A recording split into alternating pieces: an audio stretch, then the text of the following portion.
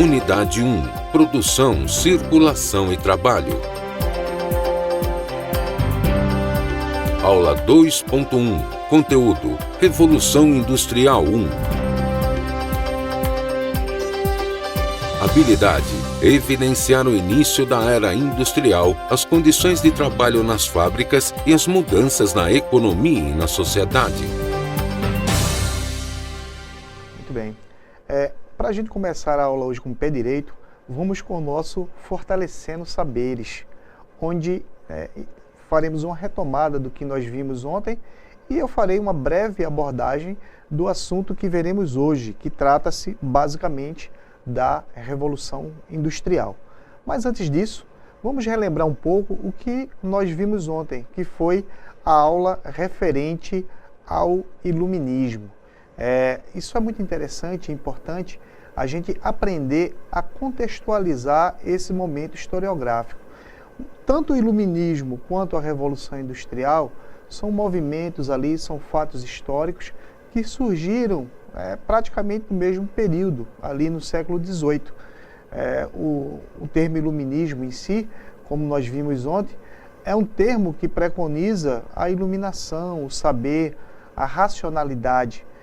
A partir das ideias iluministas, muitas propostas irão surgir na Europa, inclusive no Brasil. Nós vamos ter a influência da Revolução Francesa, a influência aqui da Era Pombalina no Brasil. E, em tratando-se do processo de Revolução Industrial, nós vamos ter como pioneiro, o país pioneiro dentro desse processo, a Inglaterra, dentro ali, a partir aproximadamente da primeira metade ali, a transição da primeira para a segunda metade do século XVIII. Para ser mais específico, a partir de 1750, que a gente tem a chamada Primeira Revolução Industrial. Não é isso, Amaury? É uma coisa que nós vamos, um tema que nós vamos aprofundar nas duas aulas de hoje e, como vocês podem perceber, uma continuidade do que nós começamos ontem na nossa primeira aula de História para vocês. Eu e o professor Amaury fizemos em relação à aula anterior e em relação ao assunto que veremos hoje, para contextualizar melhor, para que vocês fiquem um pouco mais informados e comecem a se ambientar no clima da aula de hoje, eu preparei para vocês um vídeo para que vocês conheçam um pouco acerca da Revolução Industrial. Então vamos lá, prestem bastante atenção.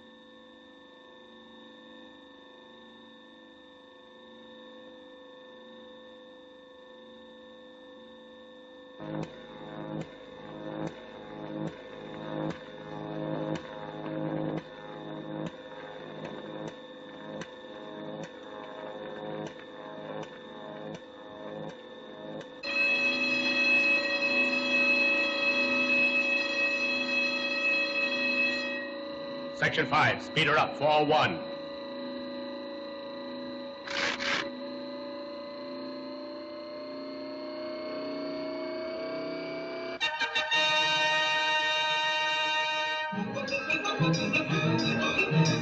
Attention, foreman. Trouble on bench 5. Check on the nut tighteners.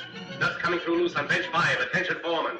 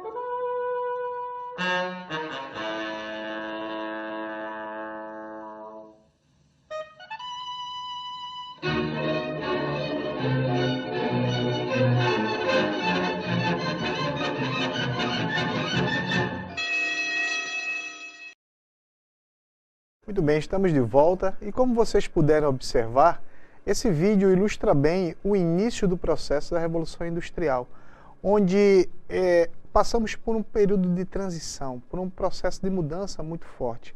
Essa Revolução Industrial, na realidade, ela foi um conjunto de mudanças que aconteceram praticamente em toda a Europa, mas tivemos como marco inicial a Inglaterra, em particular nos séculos XVIII e XIX. Na verdade, nós tivemos uma subdivisão desse processo de Revolução Industrial. Quando a gente fala em revolução, a gente está falando basicamente no sentido de mudança. Esse termo revolução significa praticamente mudança.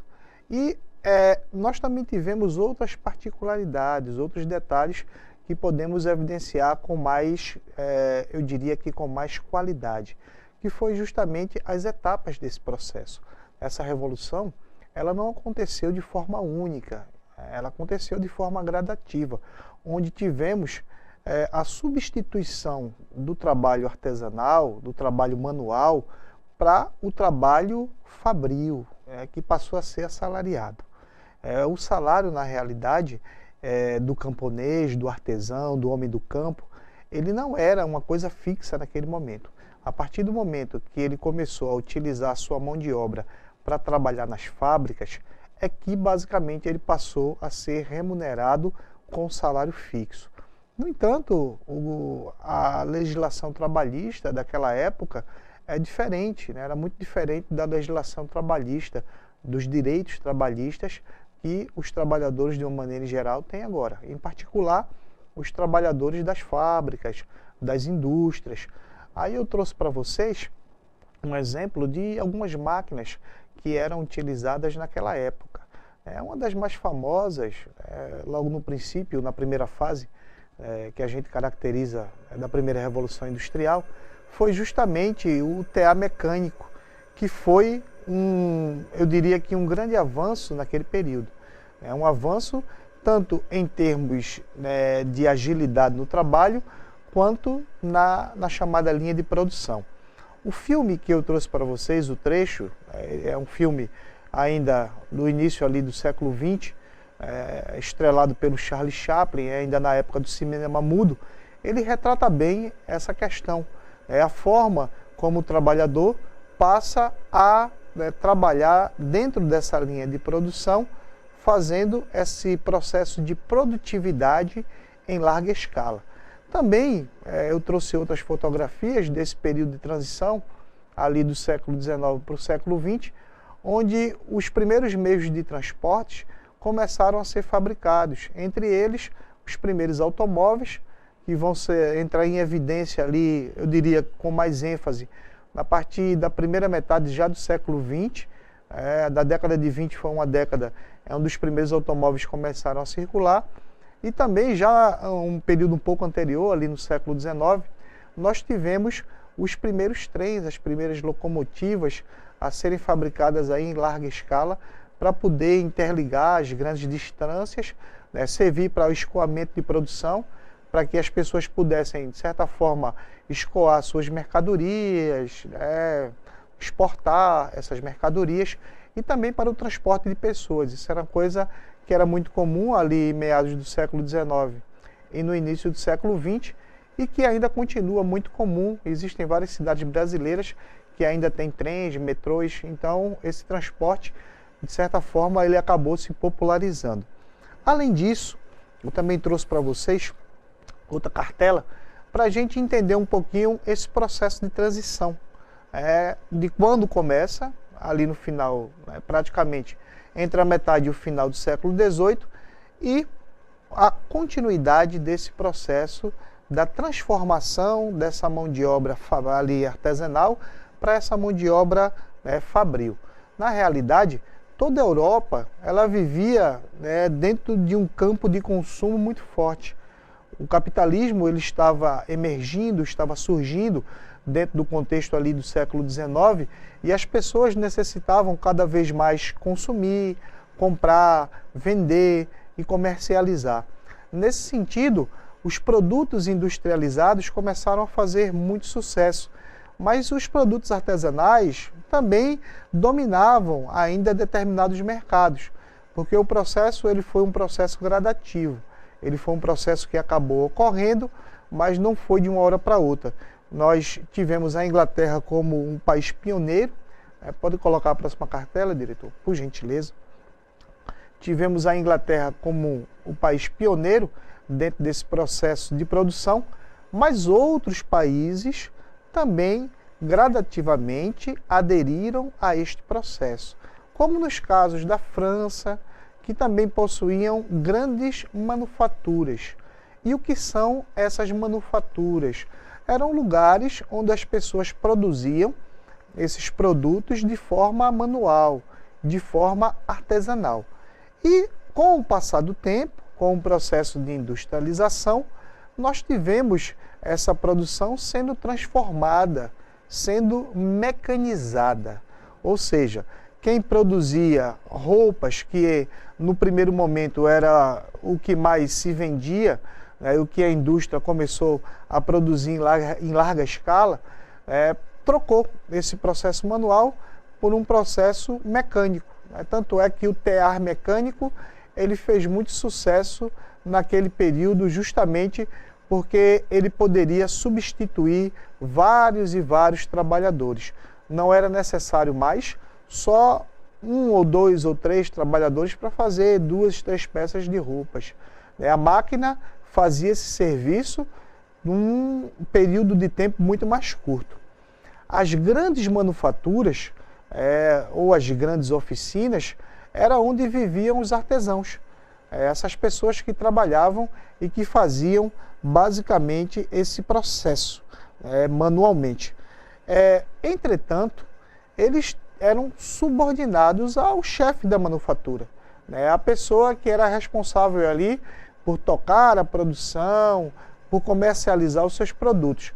E depois, essa mão de obra acabou se especializando dentro de uma perspectiva fabril e eles também passaram a ter uma hierarquia dentro da fábrica, sendo, como operários, subordinado também a um chefe ou a um encarregado.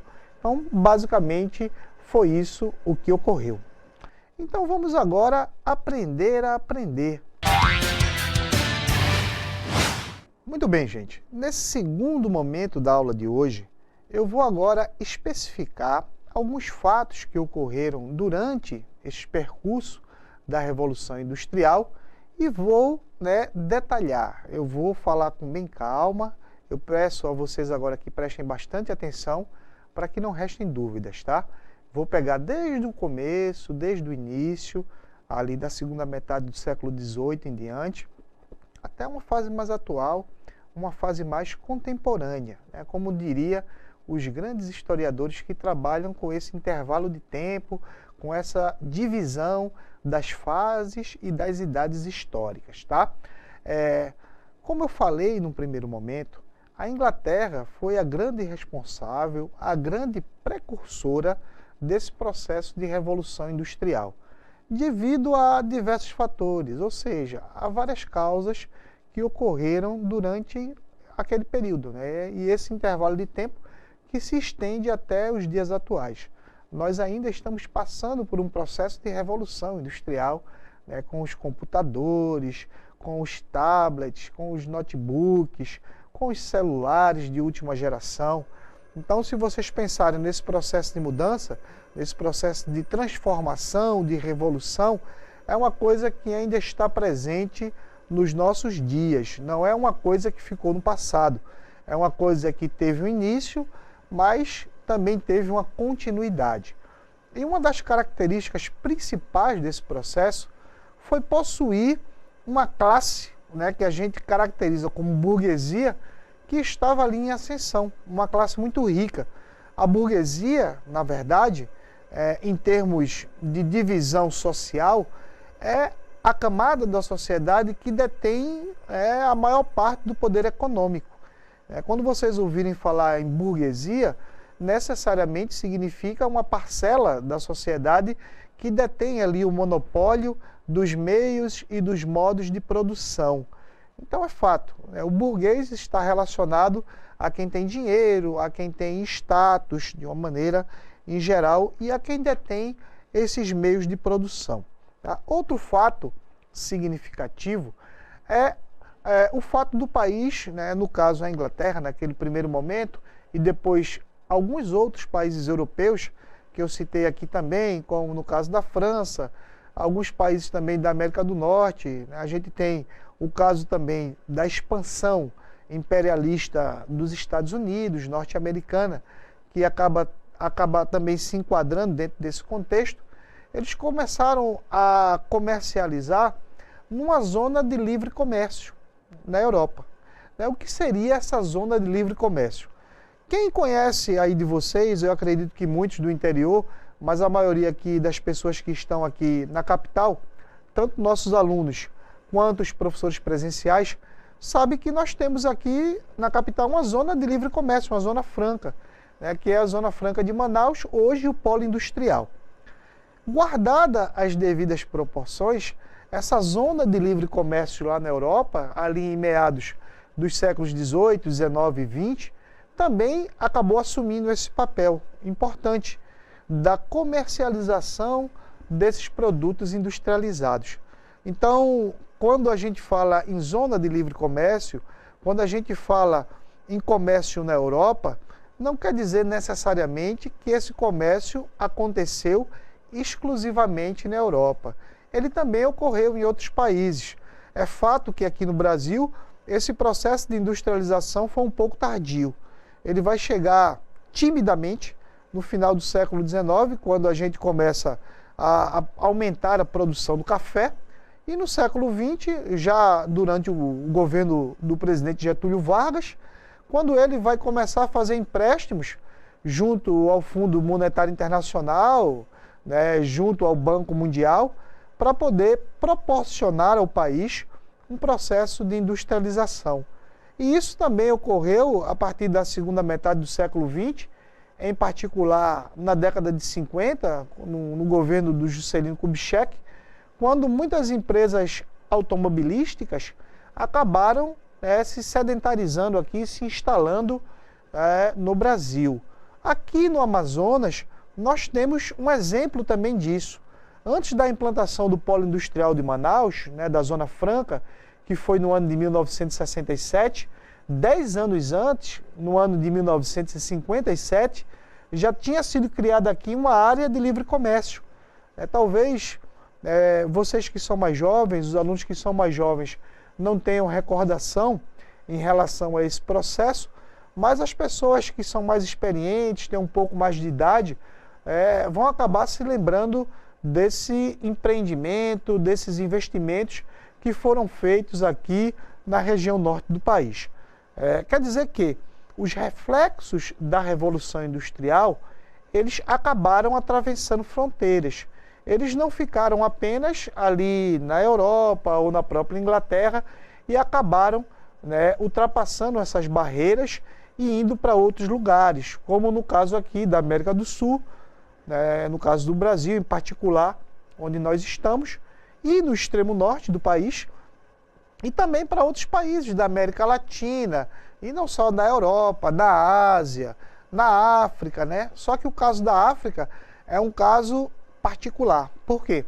Porque durante o século XIX, o continente africano e asiático ele foi partilhado entre essas potências que estavam se destacando no cenário internacional em uma perspectiva industrial.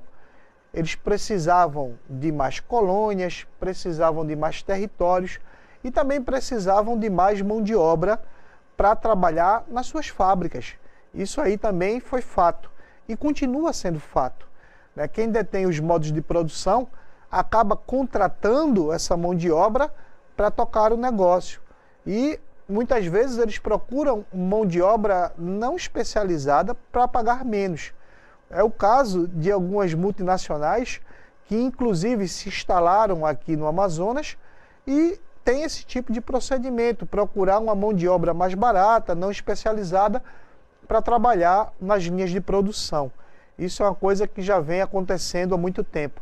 Outro fenômeno que foi estabelecido a partir dessas relações industriais e das relações comerciais foi o chamado êxodo rural. Né? O que é êxodo? Êxodo, para quem aí é religioso, vai se lembrar daquela parte lá de Moisés, que sai do Egito de volta à Terra Prometida. A palavra êxodo, nesse sentido, é emigração, é você sair do seu lugar e se deslocar para um outro lugar.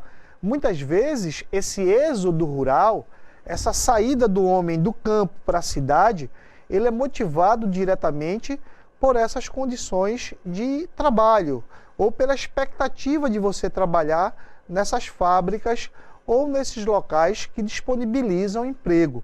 Isso aí, de fato, é um fenômeno que ocorreu desde meados do século XVIII e ainda ocorre. Tanto é que muitas pessoas aqui mesmo do interior do estado, de várias cidades, de vários municípios, acabam tendo que migrar, que sair dos seus locais, aí, de suas cidades, em busca de emprego, em busca do sustento das suas famílias. Outro caso emblemático, eu trouxe aí para que vocês se imaginem no clima da fábrica, no ambiente da fábrica, uma imagem, né, de alguns operários trabalhando dentro da linha de produção, e também eu vou fazer algumas observações em relação a isso. Muitos empresários, eles queriam lucrar mais com essa produtividade, com a sua produção, com a sua linha de produção. O operário, desde aquele momento, desde aquela época, ele era explorado, forçado a trabalhar aproximadamente 15 horas diárias em troca de baixos salários. Pergunto eu a vocês agora humildemente, será que essa situação mudou? Será que hoje em dia os operários estão ganhando melhor e trabalhando menos? Ou será que existe ainda exploração? Será que este modelo fabril, este modelo de industrialização, ele, de certa forma, não se expandiu para que outros setores da economia também pudessem tirar proveito da mão de obra mais barata? Essas são perguntas que a gente acaba se fazendo e fazendo a vocês em busca de respostas, para que a gente possa raciocinar em cima dessas questões. Será que as pessoas mais qualificadas vão trabalhar em linha de produção ou vão acabar ocupando outros cargos no setor industrial? São questões que surgem e que vocês podem tirar suas próprias conclusões a partir de diálogos que são estabelecidos na própria sala de aula, na família, com os amigos, e saber que para a gente poder ter uma ascensão social, uma mobilidade social, tem que se investir mais em educação. Vocês têm que estudar mais para ter uma qualificação melhor e alcançar os seus objetivos. Além disso, nós também tínhamos outra particularidade. Pode deixar a cartela anterior, diretor. Nós tínhamos outra particularidade, que é o caso das mulheres. As crianças também eram obrigadas a trabalhar naquele período, até próximo aí, da primeira e segunda década do século XX, para sustentar as suas famílias. A legislação trabalhista, a legislação do Vargas, ela só vai entrar com mais ênfase ali logo no início, na primeira metade da década de 30 do século XX, e depois em 1943, quando ele sacramenta ali, ratifica a CLT, a consolidação das leis do trabalho, das leis trabalhistas, que mais adiante vai ser incorporado também outros benefícios, como o fundo de garantia, o seguro-desemprego, os direitos que o trabalhador tem de uma maneira geral. Mas antes disso acontecer, o quadro não era muito favorável. O grande problema é que não existia uma regulamentação e mulheres e crianças também trabalhavam para manter as suas famílias, para poder manter a sua própria subsistência. Diante disso, né, pode colocar próximo, alguns trabalhadores se revoltaram com as péssimas condições de trabalho que eram oferecidas, né, naquele momento pelos grandes industriais, pelas pessoas que detinham poder. Isso aí é uma coisa que também, infelizmente, ainda acontece e não é novidade para ninguém essas barbaridades, essas explorações que vêm lá desde o século XIX e perduram ainda até agora em meados do século XXI. Eles começaram a sabotar as máquinas, né? Isso foi, na realidade, uma estratégia de resistência coletiva que os operários acharam para poder realmente reivindicar as suas melhorias. Muitos deles ficaram conhecidos como os quebradores de máquinas. Quem tiver aí algum depoimento desse sentido, pode postar no chat público para a gente poder, né, realmente tirar essa dúvida, ou na hora da interação, quem quiser dar algum depoimento também vai ser muito válido, tá? Outros movimentos também surgiram nessa época, né, com o objetivo de defender os trabalhadores. A gente vai ter também a formação dos sindicatos, que vai ser um instrumento do trabalhador contra a classe patronal. A instituição de sindicatos, dentro dessa perspectiva, é muito importante, porque, de certa forma, fortalece a classe trabalhadora em busca dos seus direitos. O trabalhador, em razão desse processo, ele perdeu o conhecimento de toda a técnica de fabricação, passando a executar as coisas por etapa. Ou seja, é justamente o que ocorreu naquele trecho do filme que eu acabei apresentando a vocês aí, do Charlie Chaplin, do tempo moderno, que o trabalhador acabou se tornando parte da engrenagem, né? O trabalho ficou mecanizado, né? O trabalhador acabou apenas trabalhando ali numa linha de produção, fazendo um trabalho repetitivo. Eu acho que, né, agora, depois dessas explicações, ficou um pouco mais claro, né, de como foi esse processo. E agora vamos fazendo e aprendendo mais um pouco para que vocês possam, de certa forma, fixar esse conteúdo. Então vamos lá.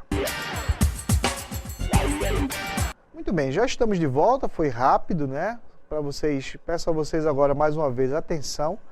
E eu formulei aqui mais uma perguntinha para que vocês realmente possam, eu diria que, agregar os conhecimentos tanto da aula de ontem quanto da aula de hoje, e possam realmente acertar essa questão, essa DLI, tá?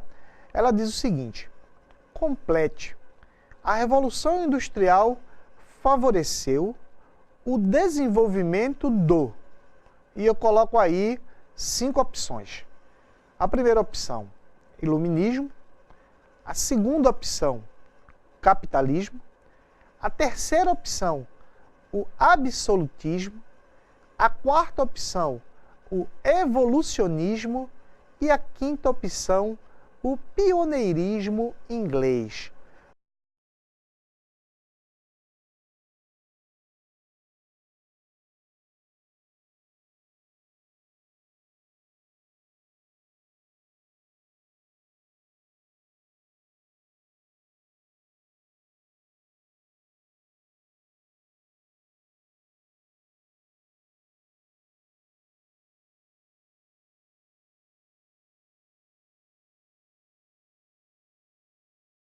A pergunta foi a seguinte: complete. A Revolução Industrial favoreceu o desenvolvimento do... E eu coloquei aí 5 opções. Do iluminismo, olha, sabemos que o iluminismo foi um movimento que ocorreu ali no século XVIII e que está, né, desmembrado da Revolução Industrial. Foi um movimento que ele acabou acontecendo no mesmo período, mas não tem uma relação direta. O iluminismo era um movimento que preconizava a razão, o conhecimento, enfim. Então, necessariamente não tem uma relação direta. Já o capitalismo, sim. O capitalismo é um sistema, né, que preconiza ali o lucro, na realidade, um sistema monetário, um sistema financeiro, onde o seu objetivo principal é obter lucro. E é dentro desse espírito do capitalismo, né, como diria o Max Weber, que o desenvolvimento industrial acabou se apoiando. Portanto, quem marcou aí a alternativa capitalismo, né, está correto está de parabéns. Por favor, continue sempre assim, tá? E, mais uma vez, muito obrigado, muito boa noite. Voltaremos agora com a segunda aula da noite, com o professor Mauri. A sua aula continua no próximo vídeo.